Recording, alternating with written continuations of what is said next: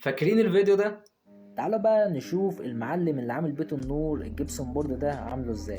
عامل في اخر بيت النور بدل ما يطلع بزاوية 90 زي ما احنا بنشتغل، عامل كيرف بدوران، مودي علبة بيت النور دي في حتة تانية خالص. تعالوا بينا بقى نتفرج ونشوف طريقة عمل الكيرف الدوران جبسون بورد. تعال.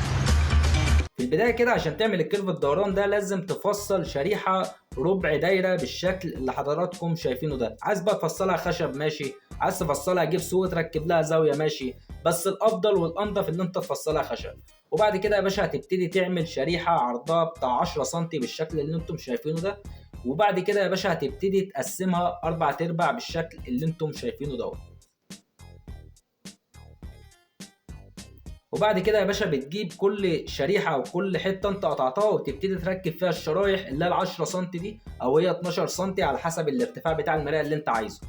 وبعد كده تبتدي تثبتها بالشكل اللي انتم شايفينه ده.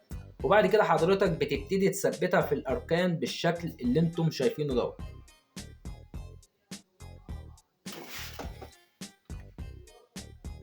طبعا هو هنا خلص ركبها وبيركب بقى يا باشا الاطوال طبعا مقسطه او مقسط كل 60 او 40 سم على حسب يعني ايه ما تجيبه او طريقه التثبيت يجيبه برده مستريح.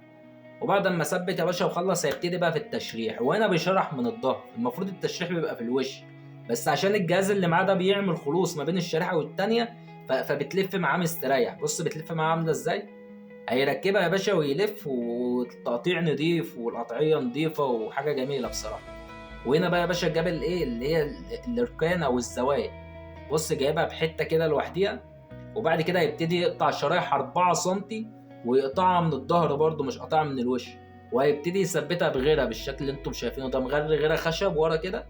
وبيبتدي يا باشا يثبت. وبعد كده هيجيب مسدس المسامير اللي معاه ده بتاع الشغل النجاره ويبتدي يا باشا يثبت عادي. طبعا المسامير اللي 2.5 هتفرتكها، بس هو ايه شغل دماغه في الحته دي برضه. الله ينور عليك. طبعا الفينش شكله جميل جدا وبيت النور شكله حلو بصراحه قوي. بس قولوا له